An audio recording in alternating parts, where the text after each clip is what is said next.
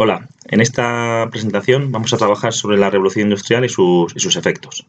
En un primer lugar vamos a ver los antecedentes, luego veremos la primera revolución industrial, posteriormente la segunda revolución industrial y por último las consecuencias.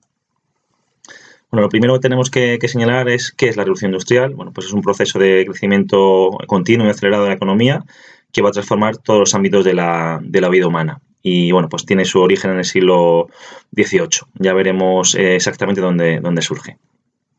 Como antecedentes podemos señalar estos tres aspectos. Lo primero, la revolución demográfica, es decir, vamos a ver cómo la población va a crecer debido especialmente a la bajada de la mortalidad. Y, bueno, como en ese momento de la historia la natalidad también era muy alta, bueno, pues eso va a ser la causa de ese crecimiento de la población. ¿Esto en qué favorece la revolución industrial? Pues que cuanto más población hay, pues más consumo se produce.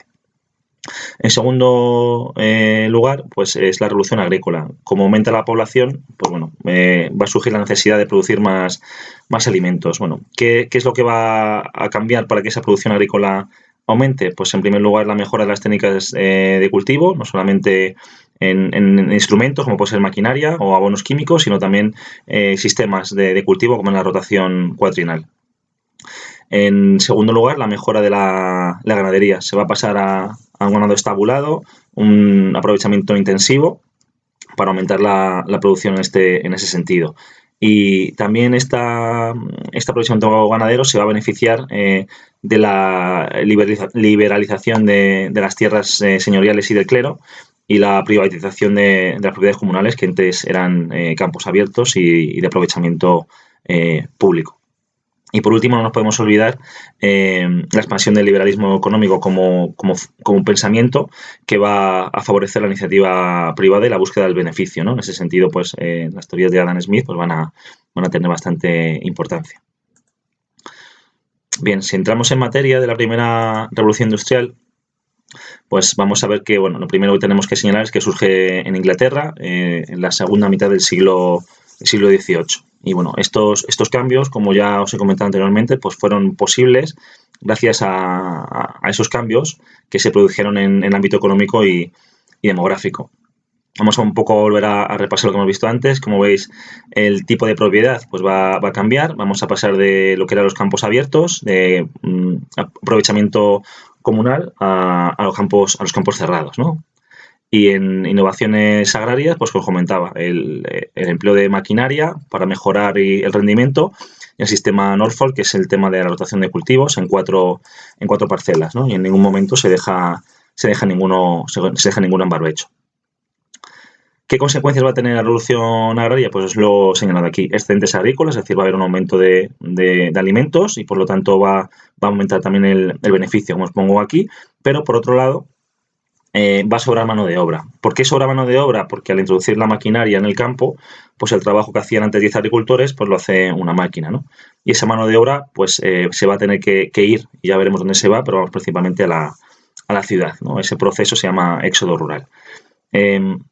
En segundo lugar, como comentaba, la revolución demográfica. La población va a crecer enormemente en virtud de que la natalidad sigue en aumento, pero la mortalidad, producto de las mejoras en higiene, medicamentos y alimentación, pues va a bajar, ¿no? Por lo tanto, el crecimiento va a ser bastante importante. Y entrando ya en materia de esta revolución industrial, vamos a ver las innovaciones técnicas. La principal innovación, las he señalado aquí, ¿no? Las principales innovaciones. En energía, aparece la máquina de vapor, ¿no? Y el producto estrella es el carbón, ¿no? Que va a ser quien la mueva. Luego la industria textil va a ser el otro motor, usando el hilado mecánico y el algodón, se va a cambiar la lana por algodón. La metalurgia, el trabajo del hierro con los altos hornos se va a ver potenciado enormemente. Y luego los transportes, ¿no? Al amparo de esta máquina de vapor, pues van a surgir dos grandes medios de transporte, como era la locomotora y el barco de vapor. Cuando hablamos del sistema de producción, la incorporación de las máquinas va a cambiar todo, ¿no? Vamos a pasar de un trabajo artesanal, un trabajo manual, a un trabajo de fabricación, ¿no? Los talleres artesanales pequeños de autoconsumo van a pasar a fábricas en donde las máquinas y los obreros van a ser los que trabajen dentro de estos grandes edificios, ¿no? El sistema de trabajo se llama división del trabajo. Lo explicamos bien en este vídeo, lo veremos luego en en clase, pero lo que va a ocurrir es que se divide el proceso de producción de un producto en diferentes fases y cada obrero está especializado en cada una de esa fase, ¿no? No hay una persona que hace el producto de principio a fin, sino cada obrero forma parte de ese proceso de producción. Y con esto los tiempos de producción de ese producto pues bajan mucho y por lo tanto los beneficios van a aumentar de manera exponencial. Aquí tenemos unos vídeos que veremos en clase que espero que os ayuden a entender mejor el contenido. Por último tenemos aquí este cuadro resumen que es interesante tenerlo, tener un poco así de referencia, ¿no? Pues bueno, os he puesto aquí la fecha, cronología del 80 a 1860. La principal fuente de energía es el carbón, la principal invención es la máquina de vapor. Os he puesto aquí también otra vez los dos medios de transporte más importantes, el barco de vapor y el ferrocarril. Se mejoran los transportes, ¿no? Por ejemplo, carreteras, redes ferroviarias, canales como el canal de Suez, que va a ser importante en el transporte marítimo. Y como os he puesto aquí, ¿no? Pues las principales industrias, la textil y la siderúrgica, y la evolución del trabajo pues en fábricas y la división, ¿no? Esa especialización en ese proceso productivo. Bien, en esta segunda parte de la presentación vamos a ver tres apartados, ¿no? Lo que sería la expansión, la segunda revolución industrial y luego veremos otro cuadro resumen que nos ayude un poco a aglutinar las ideas principales. Bien, cuando hablamos la expansión, la primera revolución industrial, vamos a señalar los siguientes aspectos.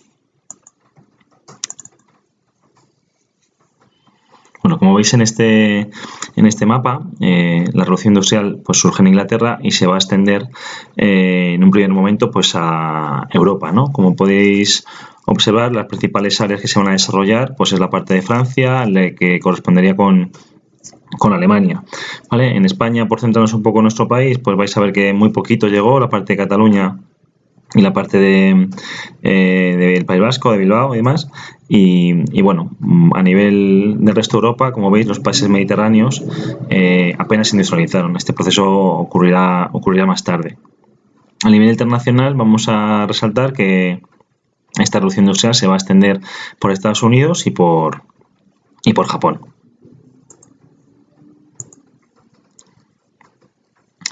Bueno, la segunda revolución industrial, pues aproximadamente desde 1870 hasta la Primera Guerra Mundial, 1914, el gran cambio que va a suceder es que bueno, Inglaterra va a dejar de ser esa potencia líder en esa revolución y van a tomar el testigo Alemania y Estados Unidos.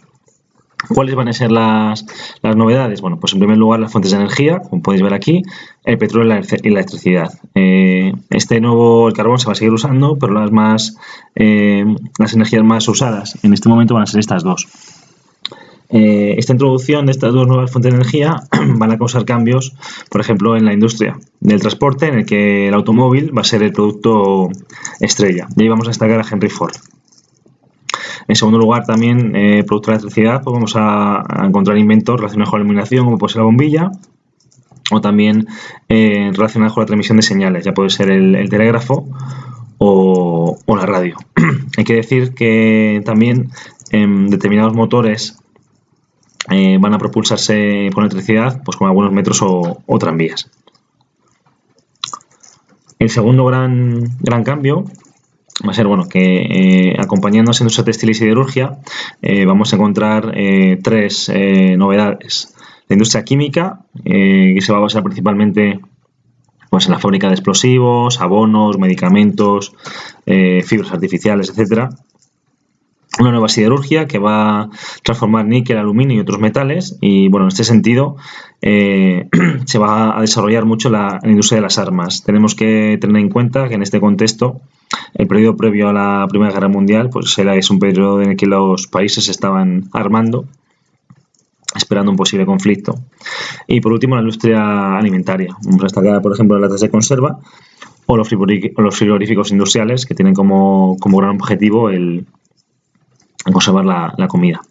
A la hora de organizar el trabajo vamos a encontrar dos grandes sistemas, dos evoluciones, ¿no? De esa división del trabajo que veíamos en la primera revolución industrial, como va a ser el taylorismo y el fordismo, que como hemos visto en estos vídeos pues son maneras de trabajar más eficientes. Y vamos a terminar viendo las nuevas formas de capital. Esta segunda revolución industrial va a venir acompañada de un desarrollo financiero a gran escala, en el que vamos a destacar lo que sería el desarrollo de la banca y, por otro lado, la creación de sociedades anónimas, que son, bueno, pues son empresas que están constituidas por propietarios que compran acciones y a final de año pues se reparten los beneficios. Y por último, dado el crecimiento de la industria, se va a dar un fenómeno que se llama concentración industrial, en el que destacamos tres tipos. Lo que es el cártel, que es un acuerdo entre dos empresas o más, en el que cada uno va a conservar su autonomía financiera, pero se van a poner de acuerdo en precios o cuotas de mercado. El trust, que son fusiones de empresas que tienen como objetivo imponer precios de venta y producción. Y por último, el holding, que son sociedades financieras que compran acciones de otras empresas para hacerse con el control de las mismas.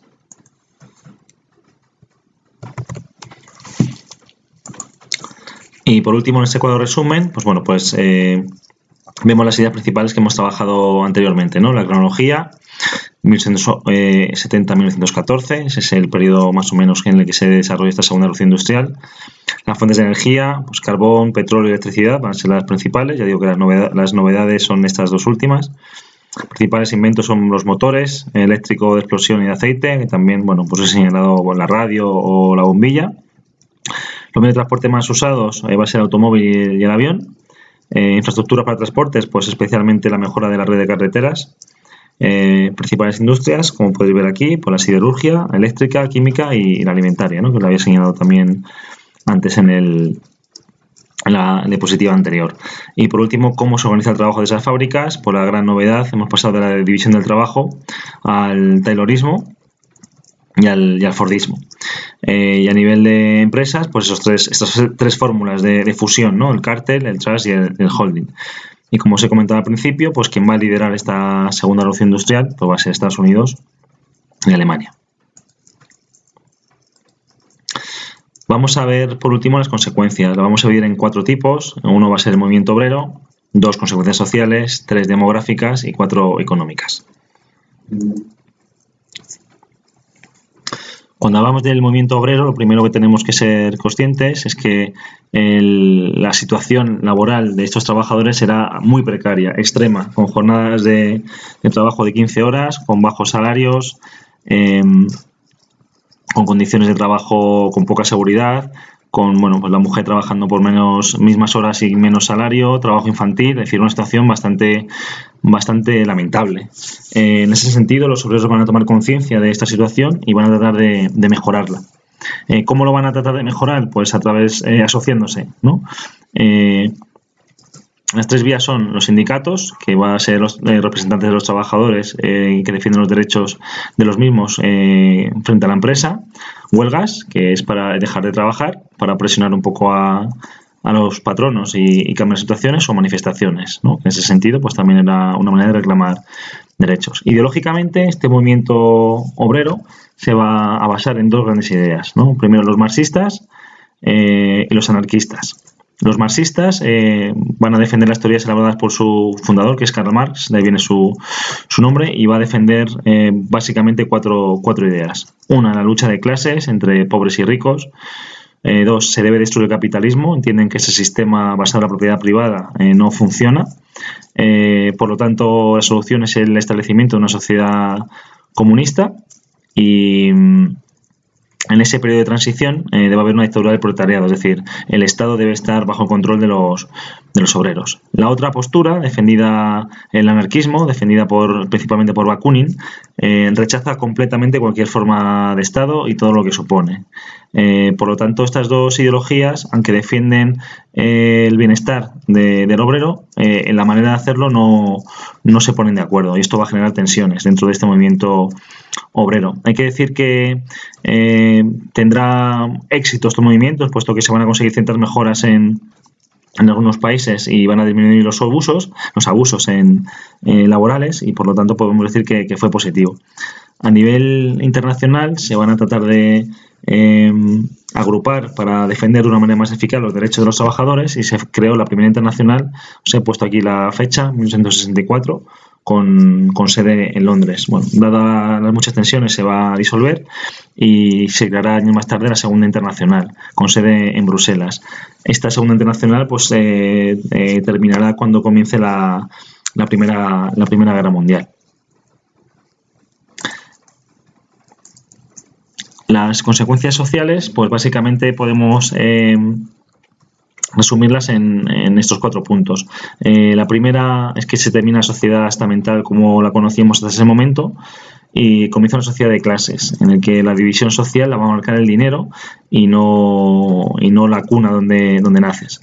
En ese sentido se van a diferenciar a grosso modo 3 clases sociales. La clase baja, formada principalmente por obreros o proletarios, en el que, bueno, pues sus condiciones laborales son muy malas, o también campesinos sin tierras, que trabajaban por un jornal. Por encima estará una pequeña burguesía y propietarios rurales que tienen unas condiciones de vida mejores que el grupo anterior y que tienen aspiraciones de, bueno, pues de mejorar, de ascender. Y por último la clase alta, ¿no? Que aquí vamos a diferenciar 2 tipos. La burguesía, que se ha enriquecido mucho con la industria y el comercio y que ha participado en las revoluciones liberales, y 2, la aristocracia, que a pesar de haber perdido muchos privilegios, pues van a conservar muchos territorios, por lo tanto tendrán riquezas, o otra manera de perpetuarse en esta clase va a ser casarse con la burguesía enriquecida, pudiendo mantener su estatus. Las demográficas, pues en virtud de los diferentes avances que se van a conseguir, vamos a ver que hay 3 grandes consecuencias. La primera va a ser el aumento de la población, de una manera importante. Esto a su vez va a beneficiar también el comercio, ¿no? Porque a más población, pues más demanda, por lo tanto más producción. ¿Por qué va a aumentar la población? Pues el descenso de la mortalidad y el aumento de la esperanza de vida, propiciadas por mejoras en la alimentación y en la medicina, pues va a provocar que la mortalidad descienda. Y esto va a venirse unido a un aumento de la natalidad. Por lo tanto, el crecimiento va a ser bastante importante. En segundo lugar, las migraciones, lo que se conocía como éxodo rural, es decir, en el campo, debido a la mecanización y la demanda alta de las ciudades de trabajadores, pues va a producir ese movimiento de población de las zonas rurales a las grandes ciudades, ¿no? Y esto también va a propiciar que las ciudades crezcan de manera exponencial. Y por último, cuando las ciudades crezcan tanto y no sean capaces en algún momento de acoger a tanta población que llegaba de golpe, se va a aumentar las migraciones internacionales. Los lugares preferidos de estas migraciones, pues están destacadas aquí, ¿no? En América, y se ha puesto Estados Unidos, Canadá, Argentina, Brasil, Australia y Nueva Zelanda. Van a ser destinos donde, bueno, pues se va a ir bastante población. Y por último, las consecuencias económicas. Se va a producir poco a poco una globalización de la economía. ¿Por qué? Porque a medida que esta industria se vaya desarrollando, se va a crear la necesidad de obtener materias primas y controlar los mercados para poder seguir aumentando las riquezas. En este sentido, las principales potencias se van a centrar en controlar África y Asia, donde hay materia prima y hay un mercado importante donde se puede vender y producir. Sin embargo, estas relaciones entre el continente europeo y África y Asia se va a producir una relación de desigualdad. Y va a producirse muchas diferencias entre regiones muy ricas e industrializadas y regiones muy pobres no industrializadas, ¿no? Aquí podemos intuir el comienzo de lo que se conocerá como el imperialismo, ¿no? Que estudiaremos en detalle más adelante. Y luego esta fuerte competencia entre países va a provocar una serie de conflictos, muchas tensiones, que va a culminar por desgracia con el estallido de la primera Guerra Mundial, como consecuencia de esa competición que había por tratar de ser la primera potencia a controlar los mercados. Bueno, pues espero que con esta presentación, este resumen, pues hayan quedado claras las ideas principales y pues nada, muchas gracias.